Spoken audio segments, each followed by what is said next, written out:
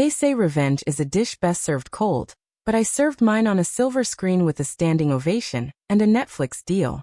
He thought my trauma made me unlovable. I made it make me unstoppable. My name was once whispered in apologies, spoken in shame, buried beneath layers of self-doubt that clung to me like shadows. I was 33 years old when I finally understood that some people enter your life not to love you, but to teach you how much love you deserve. And some people come to show you exactly what you are capable of becoming when they underestimate the fire burning in your bones. I had spent decades carrying invisible wounds. Childhood had not been kind to me.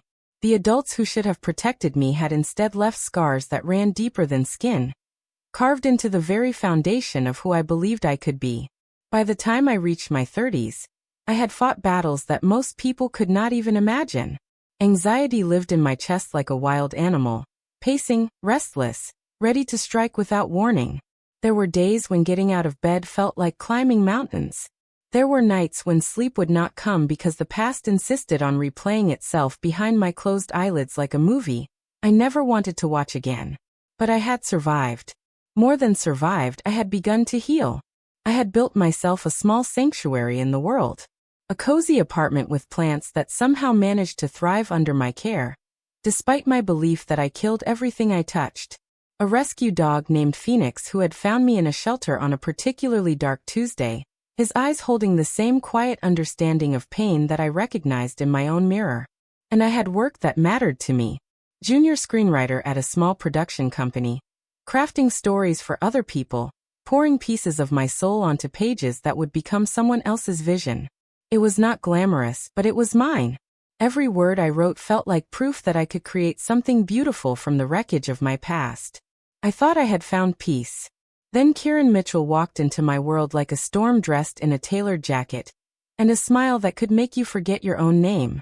He was everything I had never dared to dream I deserved. Tall, with dark hair that caught the light just right and eyes that seemed to see straight through to the parts of myself I kept hidden.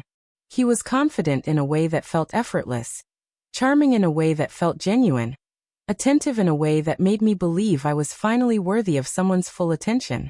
When he looked at me, really looked at me, I felt seen for the first time in my life. He found me at a coffee shop where I spent my lunch breaks, hunched over my laptop, lost in worlds that existed only in my imagination. He had been reading over my shoulder, he confessed later, drawn to the words flowing across my screen. Most people would have found this intrusive, but somehow, coming from him, it felt like destiny. "You write like someone who understands pain," he had said, sliding into the chair across from me without invitation. "But also like someone who believes in hope." I should have known then. I should have recognized the practiced smoothness of those words, the way they were crafted to burrow straight into the heart of someone like me, someone who had spent her whole life searching for validation, for proof that her pain meant something, that her survival was worth celebrating. But I was lonely, so desperately, achingly lonely that his attention felt like sunlight after years of winter. We began dating, and for 6 months, I lived in a bubble of what I thought was love. He took me to art galleries and whispered observations about the paintings that made me feel intelligent and sophisticated. He cooked elaborate meals in his pristine kitchen while I sat at the counter, watching his hands move with precision, feeling grateful that someone so put together would choose me. He listened when I talked about my work, asked thoughtful questions about my scripts, encouraged me to dream bigger. He made me laugh until my sides ached, held me when the anxiety crept in during the night, told me I was beautiful in ways that made me almost believe it. But love, I learned, is not what someone does when things are easy. Love is what someone does when things get hard. And when things got hard, Kieran Mitchell showed me exactly who he really was. The cracks began to show when I mentioned that I was thinking about going back to therapy. It had been a difficult month. Work stress had triggered some old patterns, and I was having trouble sleeping again. The nightmares had returned, vivid and cruel, dragging me back to places I thought I had left behind forever. I knew the signs. I knew that reaching out for help was not weakness but wisdom. I had learned, through years of hard-won experience, that healing was not a destination but a journey, and sometimes you needed a guide to help you navigate the darker paths. "I think I need to talk to someone again," I had told him one evening as we sat on his couch, my head resting on his shoulder, feeling safe enough to be vulnerable. Things have been heavy lately. I want to get ahead of it before it gets worse. The shift was subtle at first. His body tensed beneath me. His hand, which had been stroking my hair, stilled. When I looked up at his face, something had changed in his eyes. Something cold and calculating that I had never seen before. "Again?" he asked, and the single word carried enough judgment to make me shrink into myself. "How many times is enough, Evelyn? How much therapy does one person need?" I tried to explain. Tried to help him understand that trauma was not something you conquered once and never faced again. That healing was an ongoing process, like tending a garden or maintaining a friendship. That seeking help when you needed it was actually a sign of strength and self-awareness. But he did not want to understand. Over the following weeks, I watched the man I thought I loved transform into someone I barely recognized. The gentle encouragement became subtle criticism. The interested questions about my past became impatient sighs when I could not simply get over it fast enough for his liking. He started making comments that felt like paper cuts, small and seemingly insignificant, but accumulating into something that bled. "You think about this stuff too much," he would say when I tried to process something that had triggered me. "Normal people do not dwell on things like this. Maybe if you focused on the future instead of the past, you would be happier," he suggested when I had a bad day and needed to talk through what I was feeling. "I just want to be with someone who can be present," he complained when my anxiety made it difficult for me to enjoy a dinner out, when the noise in the crowds felt overwhelming and I needed to step outside for air.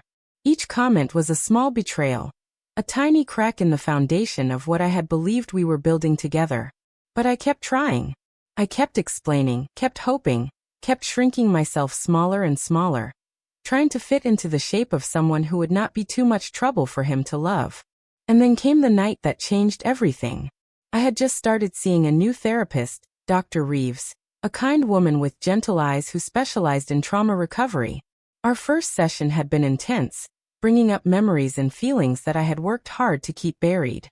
I came home raw and exhausted but hopeful, knowing that this was the hard work that healing required. Kieran was waiting for me in my apartment. He had a key by then, another symbol of trust that I would later see as a red flag. He was pacing my small living room like a caged animal, running his hands through his hair in a way that immediately put me on edge. "We need to talk," he said without preamble, without asking how my session had gone, without any of the care or concern that I desperately needed in that moment. I sat down heavily on my couch, Phoenix immediately jumping up beside me, sensing my distress. My dog's warm weight against my side was the only thing keeping me grounded as Kieran began to speak. "This is not working," he said, his words sharp and final. "I thought I could handle it, but I cannot. I thought you were getting better, but you are just stuck. You are stuck in this cycle of damage and therapy and trauma, and I cannot be part of it anymore." Each word hit me like a physical blow. I felt my chest tighten, my breathing become shallow. The room seemed to spin around me as I tried to process what he was saying. "I do not understand," I managed to whisper. "I am getting help. I am working on myself. Is that not what you want?" He laughed then, a harsh sound that contained no warmth, no humor, nothing that resembled the man I thought I had fallen in love with. "Working on yourself?" he repeated mockingly. "Evelyn, you have been working on yourself for years. How much work does one person need? How much trauma can you possibly have? At some point, you have to decide whether you want to be a victim forever or actually live your life." The words hung in the air between us like poison. I felt something inside me break, not just my heart but something deeper, something fundamental about how I saw myself and what I believed I deserved. "I am not a victim," I said quietly, but even as the words left my mouth, I was not sure I believed them. His certainty was so complete, so overwhelming, that it made me doubt everything I thought I knew about my own journey. "Are you not?" he challenged. "Because from where I am standing, it looks like you would rather stay broken than actually heal. It is easier to be damaged, is it not? Gets you sympathy, attention, excuses for why your life is not what you want it to be." I stared at him in shock, unable to recognize this cruel stranger wearing the face of the man who had once held me while I cried. who had told me I was brave for surviving what I had survived. That is not true, I protested, but my voice sounded weak even to my own ears. He moved closer then, towering over me as I sat frozen on the couch. And when he spoke again, his voice was cold and final. Evelyn, you are too damaged. I want something easier. I want someone who can just be happy, who does not need constant maintenance, who does not come with all this baggage. I thought I could fix you, but you do not want to be fixed. You want to stay broken. The silence that followed was deafening. I felt as though he had reached into my chest and torn out everything vital, leaving me hollow and empty. Phoenix whined softly beside me, pressing his warm body closer, the only source of comfort in a world that had suddenly become unbearably cold. So that is it? I asked when I finally found my voice. You are just leaving? He was already moving toward the door, already putting on his jacket, as if this conversation had been nothing more than a minor inconvenience in his day. I am sorry, he said, but there was no sorrow in his voice, no regret, nothing that suggested he actually meant it. I just cannot do this anymore.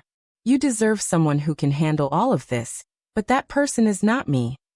And then he was gone. Just like that. 6 months of what I had believed was love vanished like smoke. 6 months of shared meals and whispered conversations and quiet moments of what I had thought was acceptance, erased as easily as deleting a text message. I sat in my empty apartment, staring at the door he had just walked through, unable to process what had just happened. Phoenix whined again, pawing at my leg, trying to offer comfort in the only way he knew how. The worst part was not that he had left. The worst part was that I believed him. I believed that I was too damaged. I believed that my trauma made me unlovable. I believed that my need for healing was selfish and excessive, that my pain was too much for anyone to bear. I believed that I would always be broken, and that broken meant unworthy of love. That night, I cried until there were no tears left. And then, when the well of grief had finally run dry, something else began to rise in its place. Anger. Pure, clean, burning anger. Not the destructive kind that tears everything down, but the kind that builds. The kind that says enough. The kind that transforms pain into purpose and wounds into wisdom. I walked to my laptop, still sitting open on my kitchen table, where I had left it that morning when the world still made sense. My fingers hovered over the keys for a moment, trembling with exhaustion and emotion. And then I began to write. The first scene poured out of me like water from a broken dam. A woman, sitting alone in her apartment after the man she loved had just told her she was too damaged to deserve his love. A woman who had spent her life apologizing for her pain, making herself smaller to accommodate other people's comfort, believing that her survival was somehow her fault. A woman who was about to discover that her scars were not shame marks but battle wounds, proof of her strength rather than evidence of her brokenness. I called the script the soft after because that is what healing is. Not the dramatic moment of breakthrough that movies love to show, but the quiet, gentle work of learning to be tender with yourself. The soft after the storm, when you begin to rebuild not because someone else thinks you should, but because you finally believe you are worth rebuilding. I wrote through the night and into the next day, and the day after that. The story poured out of me like it had been waiting my whole life to be told. It was raw and honest and unflinching in its examination of what it means to heal from trauma. What it costs to love yourself when the world has taught you that you are unlovable. The protagonist was not me, exactly, but she was born from my bones and built from my blood. Her journey was not my journey, but it was informed by every step I had taken, every stumble I had survived, every time I had chosen to get back up when staying down would have been easier. And the antagonist? The antagonist was every man who had ever made a woman feel like her pain was an inconvenience.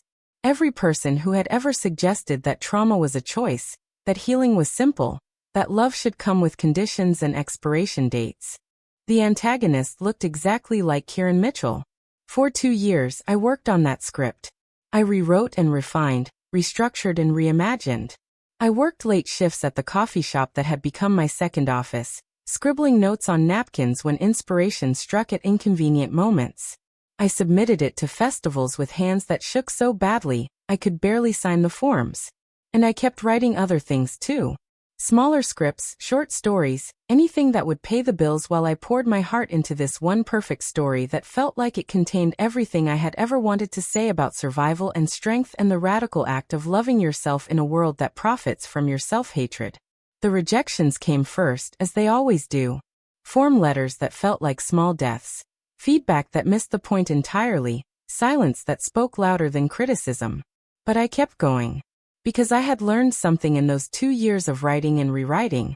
Something that Kieran's cruelty had inadvertently taught me. I had learned that I was not too damaged to be loved. I was too powerful to be dimmed. And then on a Tuesday that started like any other Tuesday, my phone rang with news that would change everything. Netflix wanted to buy The Soft After. Not just buy it, but fast-track it into production. They loved the script, loved the story, saw it as exactly the kind of authentic, necessary storytelling that audiences were craving. I screamed so loud that Phoenix came running from the other room, convinced that something terrible had happened.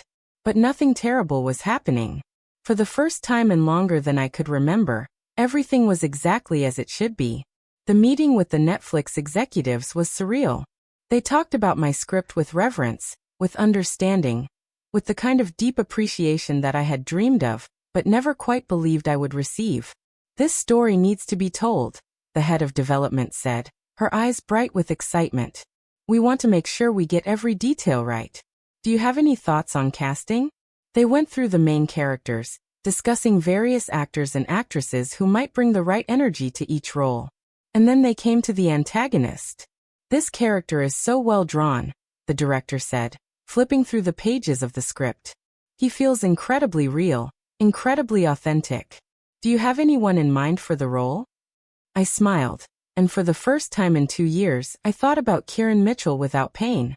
"Actually," I said, "I might have someone perfect." It took some digging to find him. His acting career had not exactly taken off since our breakup.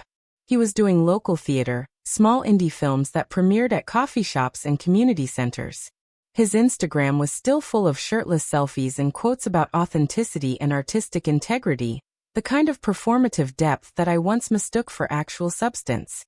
I reached out through his agent, a tired-sounding woman who seemed surprised that anyone was interested in her client for a major production. "Netflix?" she repeated when I explained the opportunity. "For Kieran? Are you sure?" I was very sure. The audition was set up like any other. Kieran walked into the room with the same confident swagger I remembered, the same charming smile that had once made my heart race. He looked good, I had to admit. Success suited him, even the modest kind he had achieved. He did not recognize me at first. I had changed in the years since he had walked out of my life, grown into myself in ways that went beyond the physical. I carried myself differently now, spoke with a voice that did not apologize for taking up space, met his eyes without flinching. When recognition finally dawned, his smile faltered for just a moment before reasserting itself with renewed intensity. "Evelyn," he said, my name rolling off his tongue like he had every right to speak it. "Wow. You look amazing. I heard you wrote this script. That is incredible. I always knew you had talent." The casual rewriting of history was breathtaking in its audacity. As if he had not spent our last conversation convincing me that I was fundamentally broken. As if he had not walked away from me like I was garbage he no longer wanted cluttering up his perfect life. But I smiled back, professional and polite. "Thank you," I said. "Should we get started?" He dove into the audition with enthusiasm, reading the lines with a passion and understanding that was genuinely impressive. He brought nuance to the role, depth to the character's cruelty that made it feel real and human rather than cartoonishly evil. "This guy is so layered," he said during a break, flipping through the script pages with obvious admiration. "He is not just a villain, you know. He genuinely believes he is right. He thinks he is helping her by being honest about her issues. There is something almost tragic about him." "Yes," I agreed, my voice steady and calm. "Very tragic." "Where did you get the inspiration for this character?" he asked, looking up at me with those same eyes that had once made me feel seen and now made me feel nothing at all. "He feels so real, so authentic. Like you really understand this type of person." I met his gaze without wavering. "From someone I used to know," I said. "He got the part." Of course he did. He was perfect for it in ways that went beyond acting ability, though his performance was genuinely good. He embodied the character completely, brought to life every nuance of casual cruelty and entitled dismissal that I had written into the script. During filming, I watched from behind the cameras as he delivered line after line that I had written in the aftermath of his rejection. Words born from my pain, spoken by the man who had caused that pain, transformed into art that would reach millions of people. There was a poetic justice to it that satisfied something deep in my soul. He threw himself into the role with dedication, working long hours, collaborating enthusiastically with the director and other actors. He was professional, talented, and completely oblivious to the fact that he was playing himself. The other actors, particularly Maya Chun, who played the protagonist, would sometimes comment on how authentic his performance felt. "He really gets this character," Maya said to me one day during lunch. "It is like he understands exactly what kind of man would say these things to a woman. The psychology of it." "He does understand," I agreed. "Very well."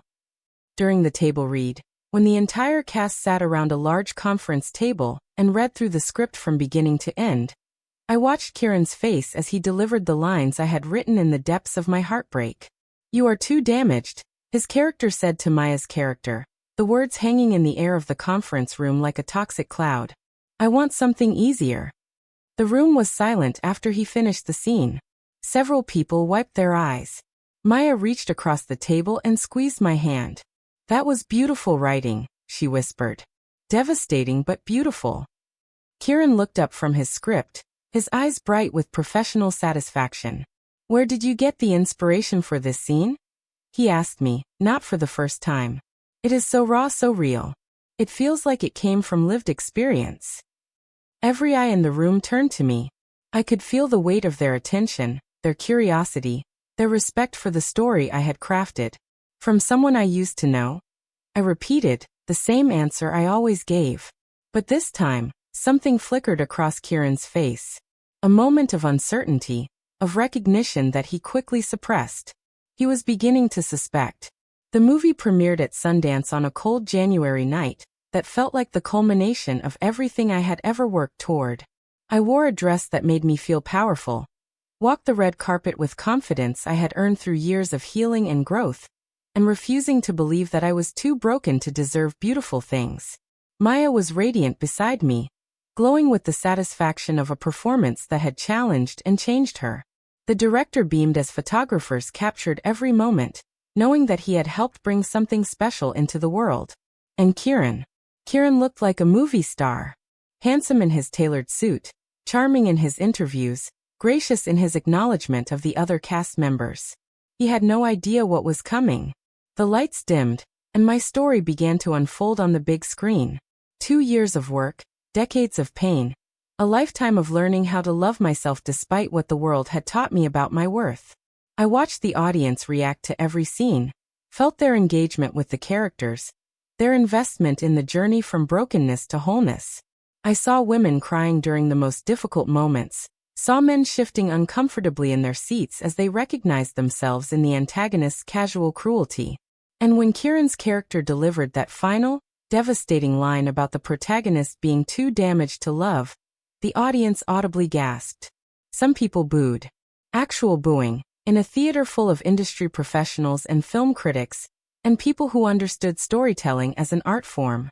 They were booing the character, but Kieran's face went pale as he realized that they were also booing him, that his face would forever be associated with this particular brand of emotional violence. The standing ovation when the credits rolled was thunderous. It went on, washing over me like a wave of validation that I had never dared to dream of receiving. Critics and filmmakers and strangers stood and clapped for my story, for my healing, for my refusal to stay small and broken and ashamed. During the Q&A session afterward, question after question came about the authenticity of the story, the raw honesty of the emotional journey, the complexity of the villain. "He is such a well-developed antagonist," one critic observed. "Not cartoonishly evil, but recognizably human in his cruelty. Where did you find the inspiration for this character?" I looked out at the audience, at hundreds of faces turned toward me with respect and attention and genuine curiosity about my creative process. From someone I used to know, I said, and this time the audience laughed. They thought it was a clever deflection, a writerly way of protecting my sources while acknowledging that all good fiction comes from truth. But in the back of the theater, Kieran Mitchell finally understood. After the screening, people approached me with tears in their eyes and stories of their own. Women who had been told they were too much, too needy, too broken. Men who recognized themselves in the antagonist and wanted to do better. Survivors who saw their own journeys reflected in the protagonist's healing. "Thank you," they said over and over again. "Thank you for telling this story. Thank you for making me feel less alone." Each conversation was a small miracle, a confirmation that my pain had been transformed into something meaningful, something that could help other people feel less isolated in their own struggles. Kieran found me near the end of the evening, when the crowd had thinned and I was finally allowing myself to believe that this night had really happened. "Congratulations," he said, his voice carefully controlled. "It is an incredible film." "Thank you," I replied, matching his professional tone. We stood there for a moment in awkward silence, the weight of our shared history hanging between us like smoke.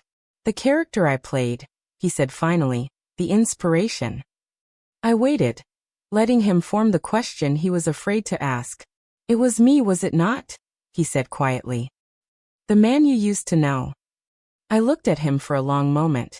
This person who had once held so much power over my sense of self-worth, who had made me believe that my trauma made me unlovable. He looked smaller now somehow, diminished. The confidence that had once seemed so attractive now felt hollow, performative. "Does it matter?" I asked. He flinched as if I had slapped him. "I never meant," he began, then stopped. "I was not trying to hurt you. I could not handle it. Your pain. It was too much." "I know," I said, and I meant it. That is exactly what I wrote. The next morning, the reviews began pouring in. Raw and necessary.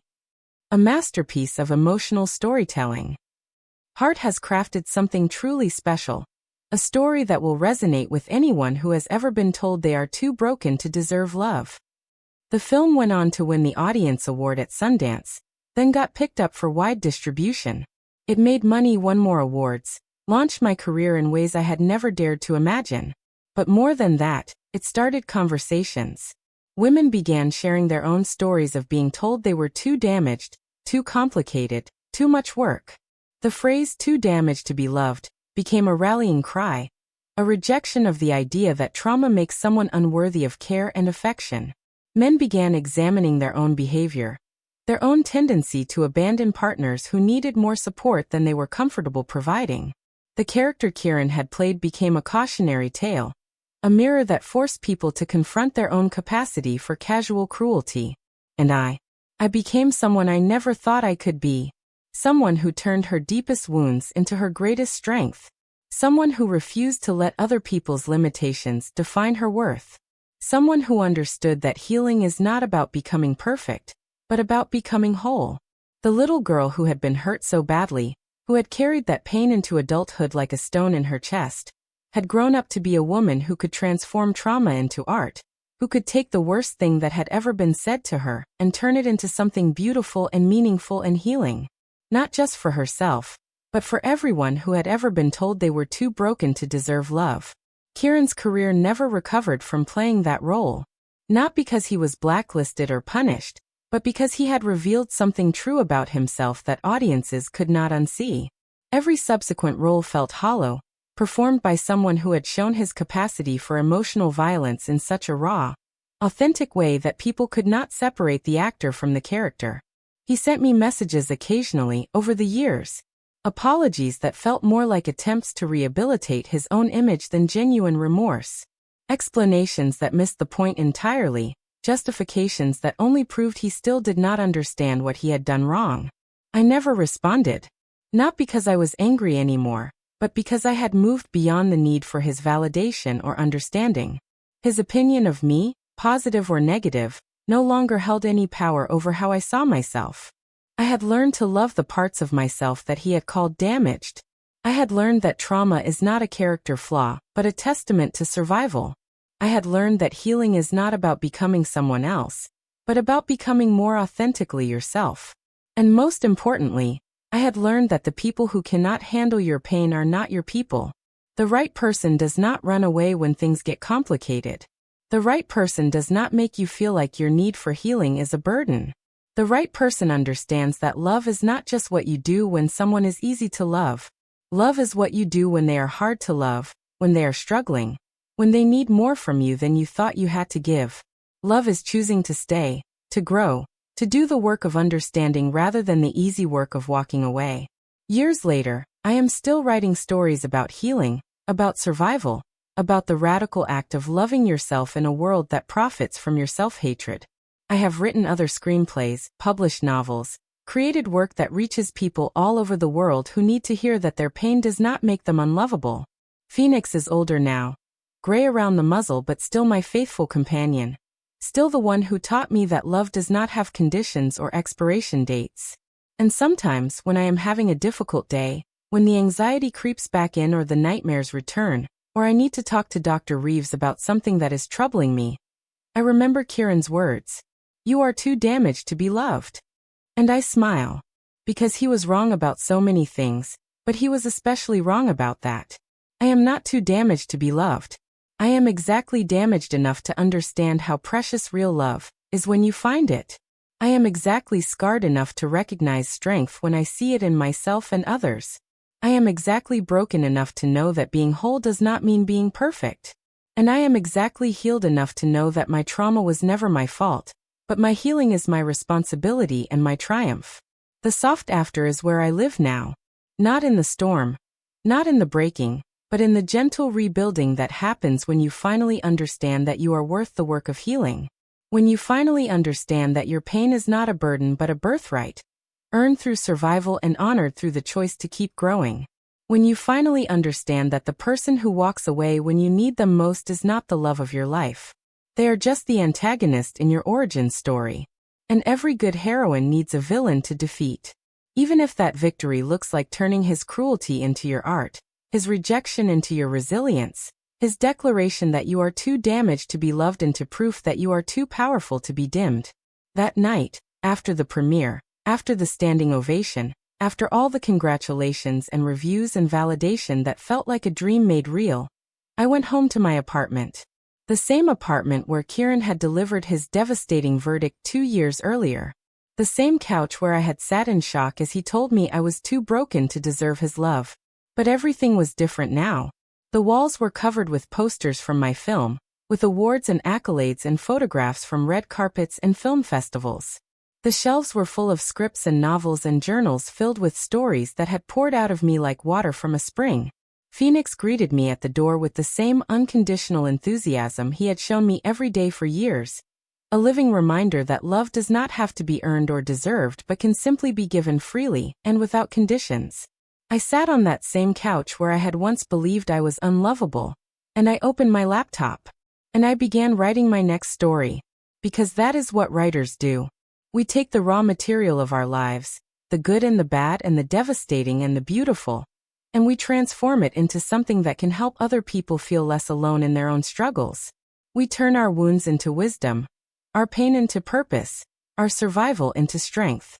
And sometimes, if we are very lucky and very determined, we get to cast our villains in their own defeat.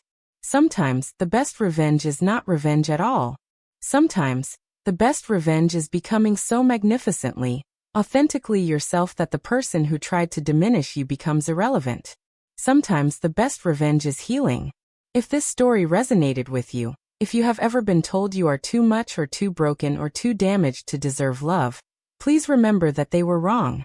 Your pain does not make you unlovable. Your trauma does not define your worth. Your need for healing is not a burden but a brave choice to become the person you were meant to be.